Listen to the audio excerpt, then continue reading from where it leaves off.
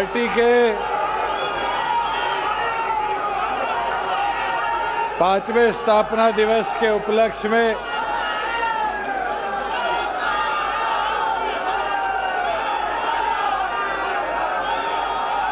भिवाड़ी की इस पावन धरा पर हमारे बीच में मौजूद पार्टी के राष्ट्रीय अध्यक्ष डॉक्टर अजय सिंह चौटाला जी, प्रदेश के अध्यक्ष सरदार निशांत सिंह जी, हमारे बीच में हरियाणा सरकार में दोनों मंत्री भाई बबली जी, अनूप जी, राज्यसभा के हमारे सांसद भाई कार्तिकेय जी, बहुत ही वरिष्ठ हमारे विधायक चौधरी ईश्वर सिंह जी, विधायिका श्रीमती नैना चौटाला जी, जोगीराम जी, अमरजीत ढांडा जी, रामकरण काड़ा जी, मंच पर बैठे तमाम हमारे बोर्ड के चेयरमैन साथीगण, पूर्व मंत्रीगण, पूर्व विधायकगण, पार्टी के अलग अलग प्रकोष्ठों के संयोजकगण और हरियाणा प्रदेश के कोने कोने से आए मेरे पिता तुल्य बुजुर्गों, मेरी माताएं, बहनें, युवा साथियों, मैं पहले तो आपका आभार धन्यवाद प्रकट करता हूं कि 4 साल आप सबके प्यार, आशीर्वाद और सहयोग से चौधरी देवीलाल के विचारों को हमने जननायक जनता पार्टी के माध्यम से हरियाणा की जनता के लिए समर्पित करने का काम किया। साथियों, वो 17 नवंबर का दिन भूल नहीं सकते जब डॉक्टर अजय सिंह चौटाला जी ने एक निर्णय किया कि झंडा डंडा त्याग कर एक नई शुरुआत करी जाएगी। बहुत कम राजनीतिक दल देश में विकसित हुए जिनने डंडा छोड़कर विचार लेकर आगे बढ़ने का काम किया। और साथियों, आज आप लोगों की बदौलत दौर जरूर कठिन रहा। हमने बाई इलेक्शन लड़ा, लोकसभा के इलेक्शन लड़े और विधानसभा के चुनाव आए, मगर ये आप लोगों की मेहनत थी, आप लोगों का संघर्ष था जिसने इस मेहनत लगन के साथ पार्टी के 10 विधायक विधानसभा में भेजने का काम किया। साथियों, मैं इस पे एक बात जरूर कहना चाहूँगा, किसान कमेरे की ताकत दिखा दो यारो, काफिला अब और बड़ा बना दो यारो। कौन कहता है आसमान में छेद नहीं हो सकता, तसल्ली से एक पत्थर उछाल के देखो यारो। साथियों, आज 1.5 साल का समय हमारे पास और बाकी है और चुनावी प्रक्रिया देश भर में अब शुरू हो जाएगी लोकसभा के लिए। आज हमें फिर पूरी मेहनत लगन के साथ काम करना पड़ेगा। साथियों, ये 3 साल का सफर कोई आसान नहीं था। कोरोना जैसी महामारी के 2 दौर देखे, 1 साल तो आपसी में मिलना जुलना हमारा बंद हो गया। किसान आंदोलन का दौर देखा, डॉक्टर साहब के आदेश थे कि हमारा आपसी भाईचारा ना खराब हो। 1 साल उसकी वजह से हमें एक दूसरे से दूर रहना पड़ा। मगर साथियों, आज माहौल आपके पक्ष में है, आज परिस्थितियां आपके पक्ष में है। और मैं एक चीज कहता हूं, इस 3 साल में जितने हमने निर्णय किए वो भी हरियाणा प्रदेश की जनता के हित में करने का काम किया। अभी श्रीमती नैना चौटाला जी मंच से कह रही थी कि 50% महिलाएं पंचायतों में चुनकर आई। ये हमारे पत्रकार साथी दिल्ली चंडीगढ़ से आए हुए हैं। एक चीज और कहना चाहूँगा, 50 तो महिलाएं जीत के आई, 75% युवा भी पंचायतों में जीत के आए। साथियों, आज के दिन परिस्थिति प्रदेश के अंदर हमने जो वादे किए थे अधिकतम पूरे करें। ये पत्रकार साथी बारी बारी कहते हैं कि 5100 कब होगी। मैं सच बोलता हूँ, टीस मेरे भी दिल में है और उसको बुझने नहीं दूंगा। ये वादा है, 2 साल से कम समय बचा है। आज वादा करके जा रहा हूँ, इसको बढ़ाकर मनवाकर छोड़ूंगा। साथियों, वो दिन भी मुझे याद है, लोग कहते थे 75% कैसे आएगा। कहते थे नहीं कहते थे, रोजगार मेरा अधिकार कानून कैसे बढ़ेगा। विधानसभा में लाके दिखाया नहीं दिखाया। चौधरी देवीलाल जी कहा करते थे बुढ़ापा पेंशन आएगी। लोग कहते थे, इसी धरती से चौधरी बंसीलाल जी कहा करते थे कि अगर होती, मैं तो पढ़ा लिखा हूँ, मैं ही लागू कर देता। चौधरी देवीलाल ने क्या कहा था, मैं भेड़ बकरी चराने नहीं जा रहा, कानून बनाने जा रहा और कागज के नीचे लिख दूंगा देवीलाल और कानून बना दूंगा। साथियों, 50% महिलाओं का कानून हमने ला कर दिया। आज देश भर में उठाकर देख लो, इतनी बड़ी हिस्सेदारी कानूनी तौर पर जिला परिषद, ब्लॉक समिति, पंचायत, मेंबर पंचायत आज देश में कहीं भी नहीं है। दूसरी ओर पर साथियों, 75% वाला कानून आज अड़चनों में फंसा हुआ है, मगर हम सुप्रीम कोर्ट से जीत कर आए और उसको लागू पूरी तौर पर करवा कर हरियाणा के युवाओं को अधिकार देंगे। एक वादा आपका और था कि ठेका प्रथा प्रदेश में बंद करेंगे, डीसी रेट बंद कराएंगे और डीसी रेट को बंद कराकर कौशल रोजगार निगम बनाया। और उस कौशल रोजगार निगम के साथ आपकी पार्टी का एक वादा था कि मिनिमम वेज, जो हमारा सबसे कम पैसा मिलना चाहिए किसी कर्मचारी को, वो 16,000 करेंगे। और साथियों, आज उठाकर देखो, कौशल रोजगार में 3 कैटेगरी है, ABC, तीनों के अंदर आज 16,000 से अधिक, और आज एक कैटेगरी में तो 17,500 रुपये मिनिमम वेज देने का काम कर रहे हैं। मगर एक चीज़, ये मेरी माताएं बहनें बैठी है, अभी नैना चौटाला जी भी ये आग्रह कर रही थी कि 50% महिलाओं को दे दिया पंचायत में अधिकार, 33% अधिकार आपने राशन डिपो में दे दिया। ये आज वादा करता हूँ कि कौशल रोजगार में भी महिलाओं की हिस्सेदारी हो। अब इस लड़ाई को लड़ूंगा कि 33% महिलाओं का भी हिस्सा कौशल रोजगार की नौकरियों में दिलवाने का हम प्रदेश में काम करें। साथियों, एक चीज, प्रदेश में रोजगार के अवसर कैसे बढ़े। एक दौर था हुड्डा साहब का, जब जमीनें बिका करती थी, इंडस्ट्री प्रदेश छोड़ के जा रही थी। माहौल ठीक करने में समय तो लगा, मगर आज खुशी के साथ कहता हूँ कि हमने 30,000 करोड़ का निवेश प्रदेश में बनाया। इससे लाखों रोजगार आएंगे। दुनिया का सबसे बड़ा गाड़ी बनाने वाला मैन्युफैक्चरिंग मारुति का प्लांट, और कहीं नहीं, ये पवन बैठा एक दिन मेरे को बोलने लग गया था, कहता हमारे खरखोदा की तरफ हुड्डा साहब वोट लेने आया करते थे, विकास की बात आती थी तो नहीं देखते थे। कहते आने वाले 10 साल में ये मारुति आपने ला दी, गुड़गांव से ज़्यादा हमारे खरखोदा को डेवलप करने का काम करेंगे। साथियों, आज 10,000 गाड़ियाँ एक प्लांट से साल में बनेगी।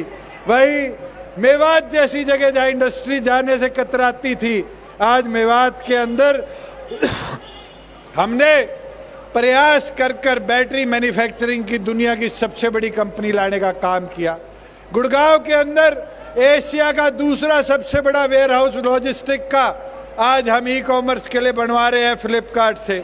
आज अगर उठाकर देखो, प्रदेश भर के अलग अलग जिलों में, चाहे पद्मा योजना हो, चाहे हमारी स्टार्टअप योजना हो, चाहे ई व्हीकल योजना हो, अलग अलग इंडस्ट्री का रुझान हरियाणा की ओर बढ़ा। और तो और बसों की कंपनी JBM ने इंडिया में इलेक्ट्रिक बस बने, उसका पहला प्लांट आपके पलवल में लगाने का काम किया। साथियों, मैं तो एक चीज़ बोलना चाहूँगा, आज हमें फोकस करना है, बढ़ाना है, कमेरे की ताकत को बढ़ाना है। और प्रदेश सरकार ने अनेक ऐतिहासिक फैसले लिए हैं। आज आयुष्मान योजना हर उस गरीब बीपीएल होल्डर को मिलती है जिससे वो देश के किसी भी कोने में जाकर 5 लाख तक का इलाज मुफ्त में करा सकता है। आज बीपीएल की सीमा केवल मात्र हरियाणा इकलौता प्रदेश है जहां 1,20,000 से बढ़ाकर 1,80,000 करने की काम किया। और ये वादा आज करता हूं कि अब बीपीएल राशन कार्ड बनाने के अंदर दफ्तरों के चक्कर काटने की जरूरत नहीं। आपको कोई पीला हरा खाकी रंग से बांटने का काम नहीं करेगा। अगर आपके परिवार की आय 1,80,000 से नीचे है तो आपके पीपीपी के ऊपर आधार नंबर डिपो में जाके दे देना। नए साल से आपको भी सारी बीपीएल की सुविधाएं जिस भी परिवार की आय 1,80 से नीचे उसको देने का काम करेंगे। साथियों, एक चीज जरूर बोलूँगा, खेलों की जब बात करते हैं तो भिवानी का अहम योगदान रहा है और हमेशा भिवानी ने बढ़ चढ़कर खेलों में हिस्सेदारी दी है, चाहे बॉक्सिंग हो, रेसलिंग हो। आज डॉक्टर साहब के पुराने साथी सज्जन बड़ाली जी हमारे साथ वापस आए हैं, मेरे को तो बड़ी खुशी की बात है। इनकी भतीजियों ने, गीता बबीता ने देश का नाम दुनिया में रोशन करने का काम किया। और आज तो मैम के मोखरा की हमारी छोरियाँ भी जाकर दुनिया में रेसलिंग के मेडल लाने का काम साक्षी जी कर रही है। टोक्यो के अंदर हमारे करनाल के साथी नीरज ने पहली बार एथलेटिक्स के अंदर गोल्ड मेडल ओलंपिक्स में देश को लाकर देने का काम किया। मैं आपको एक चीज़ बोलना चाहूँगा, स्टेट गवर्नमेंट ने जब ये सारे साथी टोक्यो से वापस आए तो रिहैबिलिटेशन सेंटर और अनेक चीज़ की घोषणा करी। मगर कई बार खिलाड़ियों को देखता हूँ, कोई खिलाड़ी चोटिल हो जाता है, जैसे एक साथी पीछे प्लास्टर बांधे बैठा है री शर्ट में। जब साथी चोटिल हो जाता है तो उसकी रिकवरी का खर्चा कैसे मिले? खिलाड़ी के पास तो अपने दूध के, अपनी सेहत बनाने के कीड़े खरीदने के भी पैसे नहीं है, मगर उसकी रिकवरी का क्या होगा? ये वादा है कि अब हरियाणा प्रदेश में हम योजना बनाएंगे, आने वाले समय में खिलाड़ियों को भी मेडिकल इंश्योरेंस मिले, रिहैबिलिटेशन के लिए पैसा मिले, इसकी व्यवस्था हरियाणा प्रदेश में करने का काम करेंगे। साथियों, मैं एक चीज़ कहूँगा, हरियाणा में युवाओं के लिए अवसर कम नहीं छोड़े। आज आपके भिवानी में अभी मैं आ रहा था, 4 छोटे छोटे जहाज हवा में घूम रहे थे। मैंने पूछा पायलट से उतरते, मैं कहा छोटे जहाज कैसे थे? तो बताया भिवानी के हमारे फ्लाइंग ट्रेनिंग स्कूल में जहाँ 100 बच्चे हैं वहाँ के पायलट ट्रेनिंग ले रहे हैं। ये आधुनिकता है। एक नहीं, पिंजौर ले लो, करनाल ले लो, महेंद्रगढ़ ले लो, भिवानी ले लो। आज 4 हमारी एयर स्ट्रिप खाली पड़ी थी, 400 बच्चे इन चारों एयर स्ट्रिप पे आज फ्लाइंग की ट्रेनिंग ले रहे हैं। मगर इसमें व्यवस्था बनाएंगे, हरियाणा प्रदेश के युवाओं के लिए खास तौर पर रियायत की अवसर बनाएंगे कि हमारे बच्चे पायलट बनकर दुनिया भर का भ्रमण करने का काम करें। और साथ में हिसार के हवाई अड्डे को एक ऐतिहासिक स्वरूप देकर कार्गो लॉजिस्टिक हब के तौर पर डेवलप करेंगे। नांगल चौधरी तो सबसे पिछड़ा हिस्सा था। बारी बारी कहा जाता था दक्षिण हरियाणा में प्रगति कब होगी, दक्षिण हरियाणा में प्रगति कब होगी। साथियों, 152 पे किसी को आ जाने का मौका मिले तो आप पता करना, नांगल चौधरी के पास 1500 एकड़ में सबसे बड़ा मल्टी मॉडल लॉजिस्टिक हब केंद्र और हरियाणा सरकार मिलकर बना रही है। हजारों रोजगार के अवसर वहाँ पर होंगे और साथ ही साथ नए उद्योग भी उस एरिया में प्रकटित हम करने का काम करेंगे। साथियों, मैं एक चीज़ और कहना चाहूँगा, हमने कई वादे करे जो सरकार बनते ही पूरे करे, कई धीरे धीरे पूरे हुए। चाहे वो सीटेट को भी एजुकेशन के अंदर पेपरों में नियमित करने की बात हो, एचटेट के एग्ज़ाम को 50 किलोमीटर के रेडियस में कराने की बात हो, हमारी बहन बेटियों को कॉलेज जाने के लिए बस की सुविधा देने की बात हो। साथियों, कई ऐसी चीज़ें जो समय के साथ हमें और आगे लेकर चलनी है, मगर उसमें आपका सहयोग और समर्थन चाहिए होगा।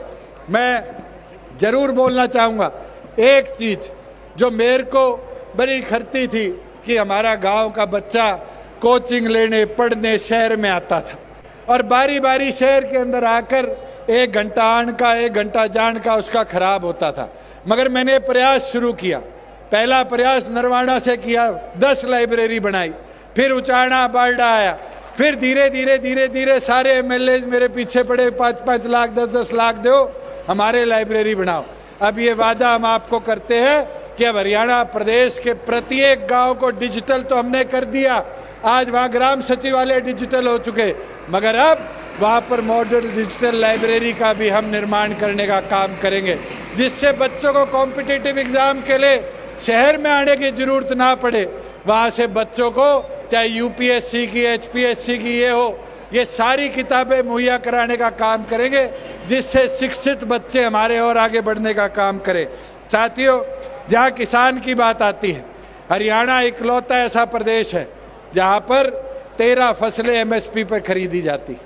कोई और प्रदेश नहीं है देश में जहाँ 13 फसलों को एमएसपी पे खरीदा जाए। मगर उस व्यवस्था को और बेहतर कैसे कराया जाए, ये मॉडल हरियाणा से देश सीखता है। पिछले दिनों मैं यूपी के एक नेता का भाषण सुन रहा था, वो बारी बारी भाषण में हरियाणा की बड़ाई कर रहा, कहता हरियाणा की मंडियाँ ऐसी है, हरियाणा की मंडियाँ ऐसी है। हरियाणा की मंडियाँ तो आधुनिक है, आज उठाकर देखो, आज लगभग 60 लाख मेट्रिक टन जीरी आज हरियाणा प्रदेश के किसानों की हमने खरीदी। किसान को 1-2 घंटे से ज़्यादा मंडी में नहीं रुकना पड़ा।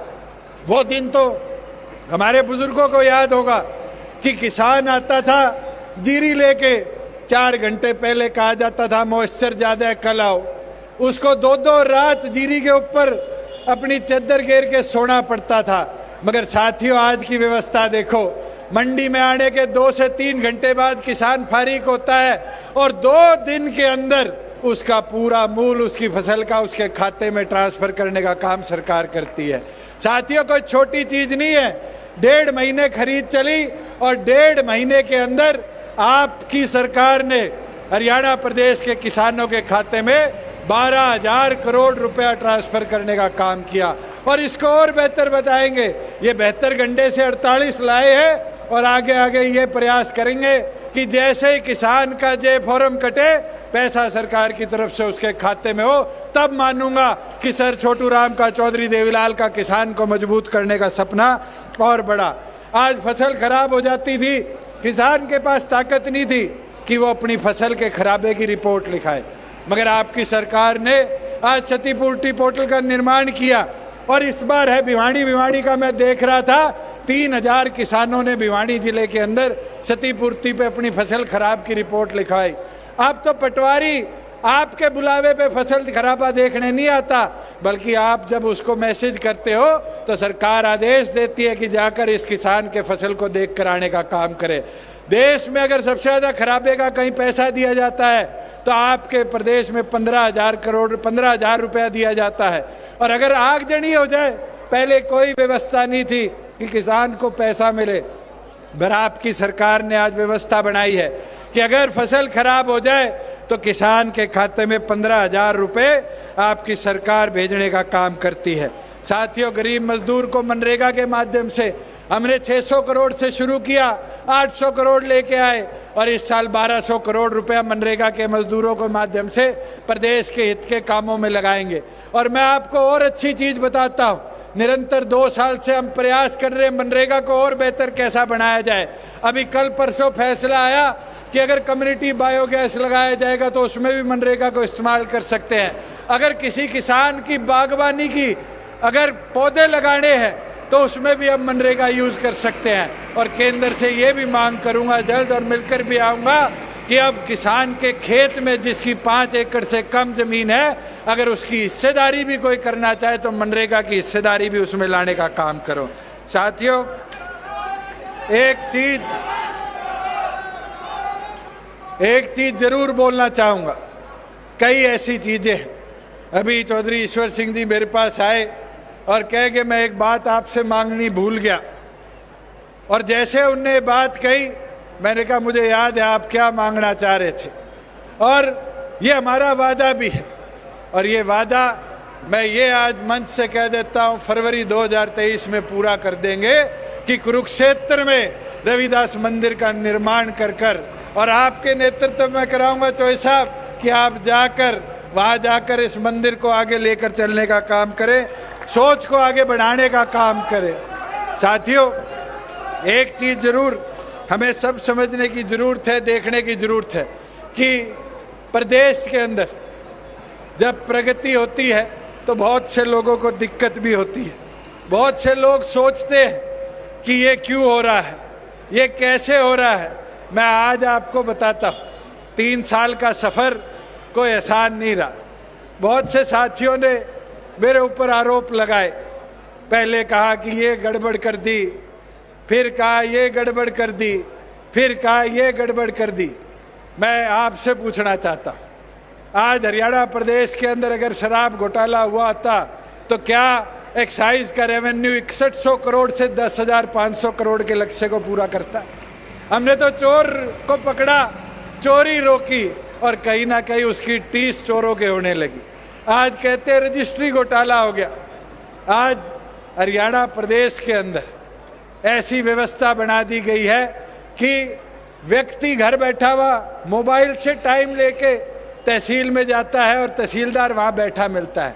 और हम तो कोशिश कर रहे हैं, हमने एक्ट में भी अमेंडमेंट कर दी और केंद्र को भेज दिया राष्ट्रपति की मोहर लगाने के लिए कि रजिस्ट्री का भी सर्कल जो है वो सब डिवीज़न जिले इस पे ना किया जाए, इसको प्रदेश भर को एक सिस्टम बना लिया जाए। और ये वादा करता हूँ 2023 के अंदर पूरी स्टेट को एक तहसील एक सब डिवीज़न बनाने का काम करेंगे, जिससे फिर आपको तहसीलदार के पीछे जाने की ज़रूरत नहीं, आपको किसी व्यक्ति के पीछे डीड बनवाने के वाले के पीछे जाने की ज़रूरत नहीं। आप कहीं भी जाओगे समय लेकर और अपना रेवेन्यू का जो आपने तबादला करना है, खरीद फरोख्त करनी है, उसको पूरी तौर पर कर पाओगे।